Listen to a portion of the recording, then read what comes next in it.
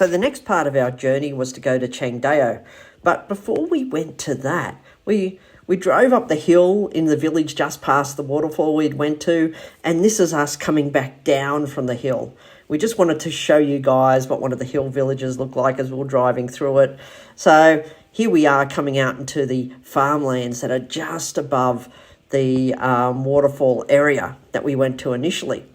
And yeah, it looks like there was a bit of rice farms there, but the reason we went up here, because the ranger person said that they actually also had they were growing coffee up here as well, that we didn't stop and actually check out the locally made coffee.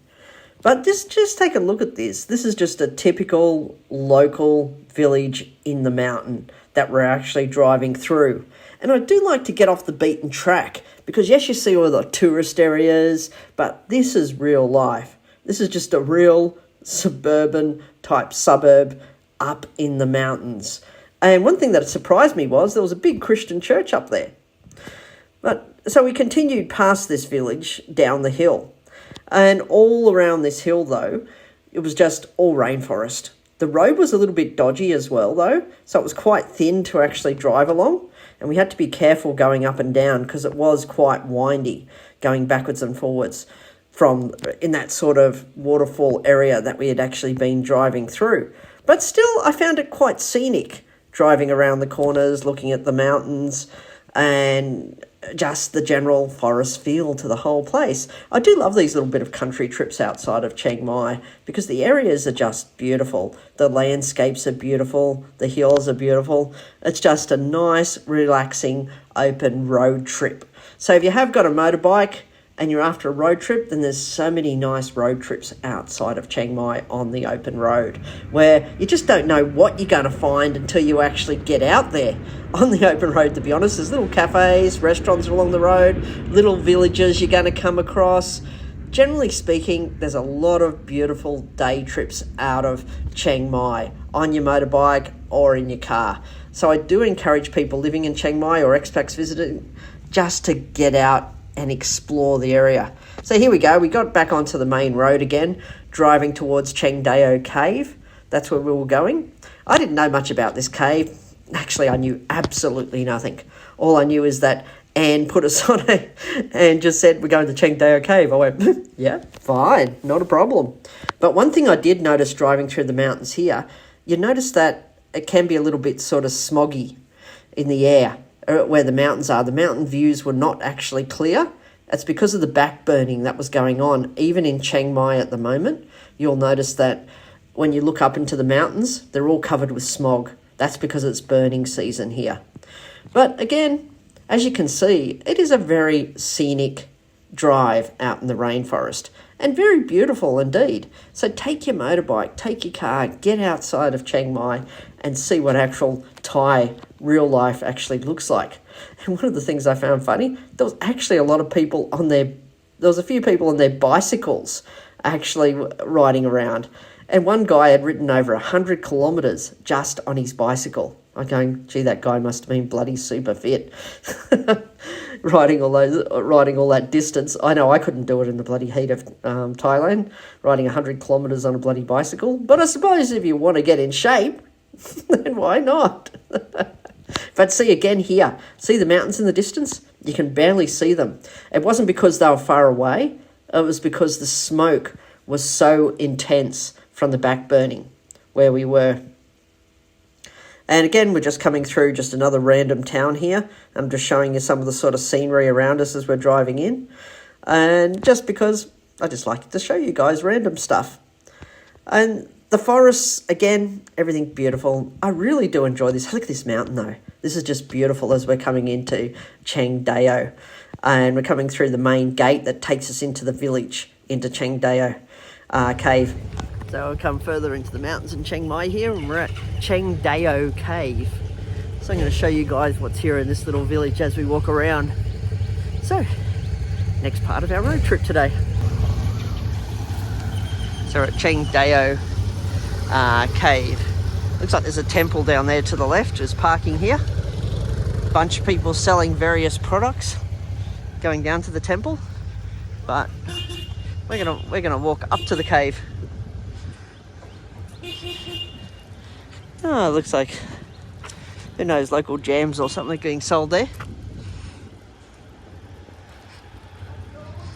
Oh, not a bad little village here.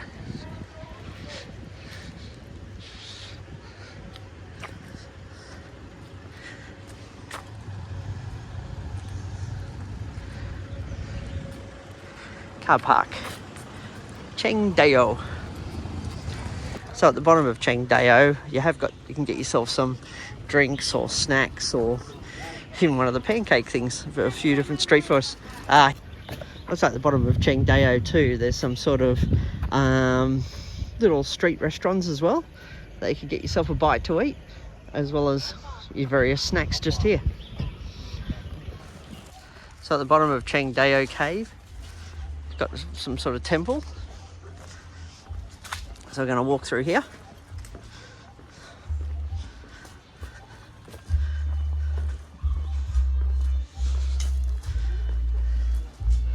Old bell area there.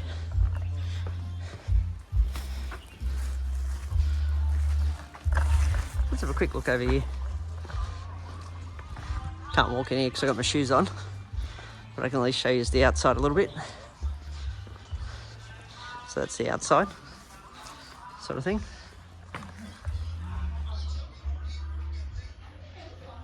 As you can see in there, always beautiful, intricate designs, these Buddhist temples. Let's continue to walk and find out where we're going.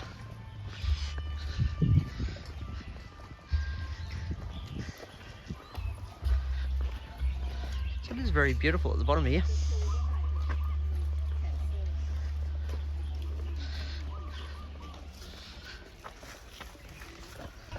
See here, you've got the temple, and then you've got the older part of it there that seems to be all overgrown up the top there.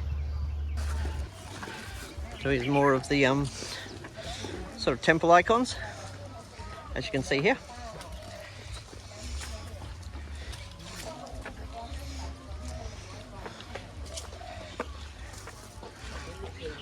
I love the sort of colours they've got on the top there.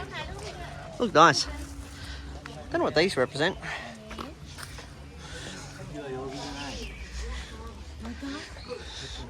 It looks like a walk. As with every place you go to in Thailand, there has to be a lot of stairs. Then you got your pond here, right next to alongside the temple. It seems to be full of a whole bunch of different types of fish. Actually, all the same fish. They're bloody big though, huge. The price of this is 40 baht. Yeah. To actually enter the temple, to enter the cave, I should say.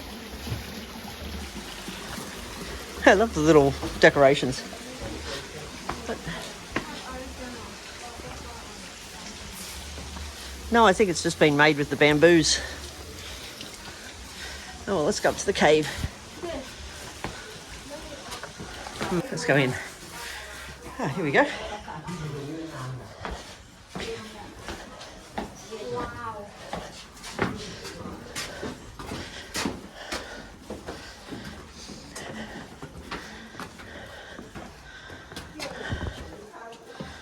Okay, it's nice and cool in here. I didn't expect this. This is beautiful. Just here. Yeah? Ah, they've sort of carved into the rock. Yeah, the sort of things at the top there. Sort of carved into the rock up there. Actually, I didn't notice that. There was old paintings on the wall and carvings as well. Let's continue to walk down and explore. See this place. There's a story behind it. See, it's a really old temple structure in here.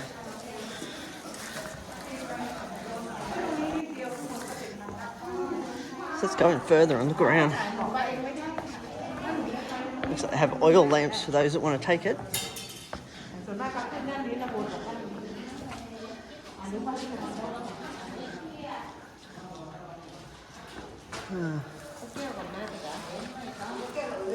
Just a sign down here. It says here, if you'd like to visit the cave without electricity, lamp and guide, you are not allowed to go alone.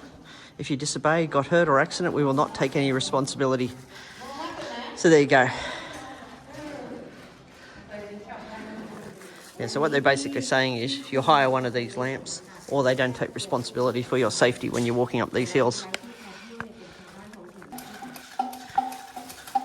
And what they are, they're the old oil lamps or gas lamps. See, that one just like blew up and they're trying to light it up. So they can be a little bit dangerous. Yeah, so we're in the cave, we're going to get a lamp, and then we're going to go exploring a little bit more in Chiang Dao. It looks like a bloody big cave complex too, inside, but I'm going to show you around. So here we are.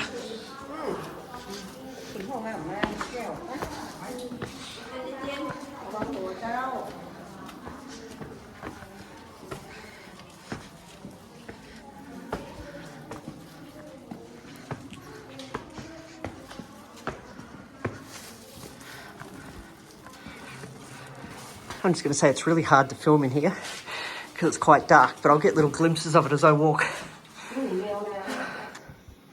Lotus. Yeah.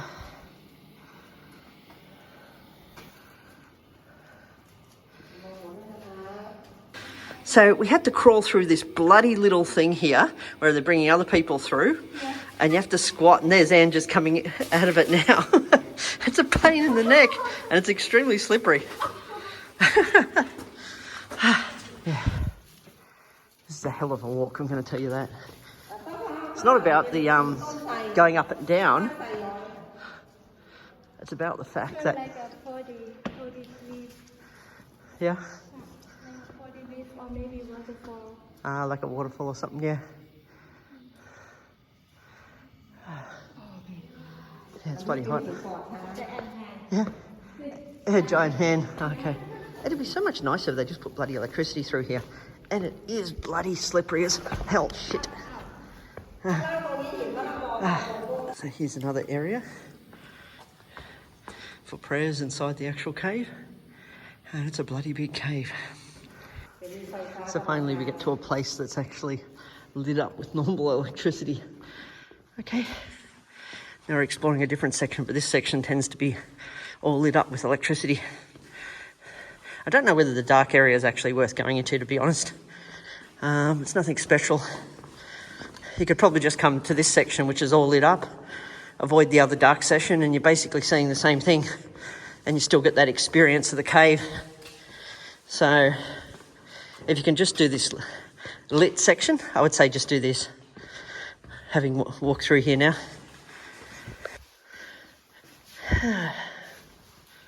This section's pretty good, actually.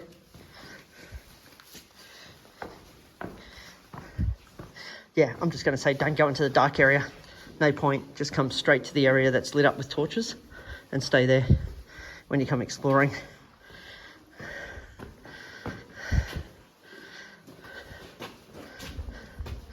Okay, this is the temple inside the cave. Oh, it looks like a reclining Buddha. Look at this. This is beautiful. In the middle of a cave, you have this temple. Look at that, spectacular. Look at it from this angle. Looks absolutely beautiful, these designs, just the colours they put into them, the intricate design. Oh yeah. Inside of the cave here, really nice.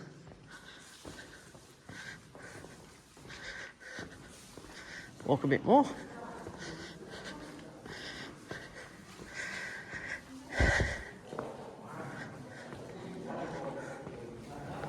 I'm starting to think the dark area of the cave, where you pay the 200 baht for the lantern, it's one of those little tourist trap things you try to avoid, because the rest of the cave is actually lit up with all these lights around us. And yeah, it just costs you an entry fee to actually come in and look around this particular cave, which is quite beautiful inside. Oh, yeah. And look at this. Sorry, the camera's going up. Anne's just pointing out during flood season, a lot of this area might be underwater during the wet season and you can't come in here. So in the dry season may be the only time to come in. But here's another little temple place here. There's all these little temple icons as you're walking through the cave, but here's another one. So we come up to it.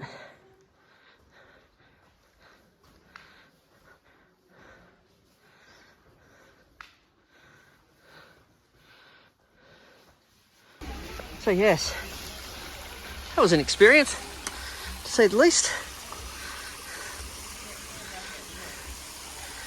Look at this little design here. It looks beautiful. Looks like these must be structures from the original temple that have gradually gone into decay over time.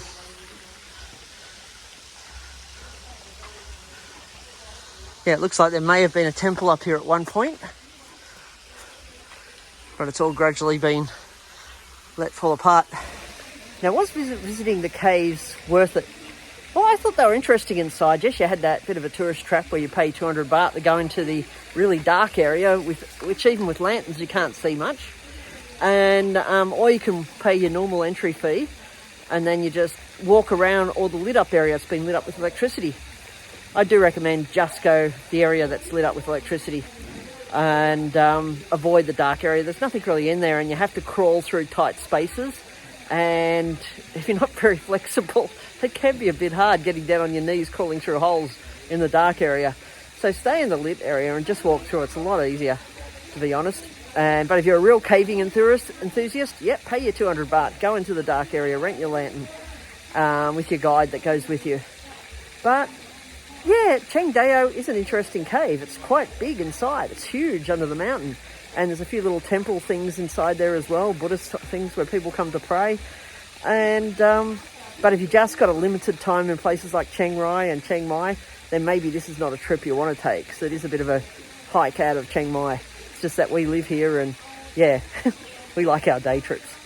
But overall, it is quite a beautiful area just here. Yeah. Anyway, if you like these sort of videos, hit like and please subscribe, and even give me suggestions on where to travel and where to explore outside of Chiang Mai, because I'm very interested in just knowing where you guys have been and what beautiful places are around the outskirts of Chiang Mai, or even places to actually visit within Chiang Mai that I may not have actually checked out. So leave your comments below if you have any suggestions on where I could travel or where I could explore on the outskirts of Chiang Mai. Anything that's like a day trip out of Chiang Mai, just leave your comments, because I'll be very open to any suggestions that you guys can make. Anyway, thanks for watching.